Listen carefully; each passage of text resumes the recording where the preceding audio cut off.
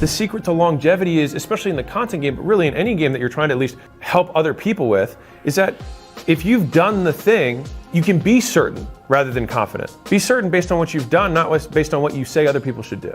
There used to be too big to fail, and I think there's an alternative, which is too good to fail. If you make your stuff so fucking good that only one person who gets exposed to it sends it to somebody else, then you have nothing to worry about and you will eventually get discovered. It's a time game. And in the meanwhile, you just keep getting better, which is the point. Because at the end of the day, you're going to die, everyone's gonna forget about you anyways, and so you might as well just work on the one asset that you get to keep for the rest of your life, which is you. And rather than measuring yourself based on how many views he gets versus how many views you get, measure yourself by how much work he puts into one of his shorts versus what you put into one of your shorts. And then you might think the output is more reasonable.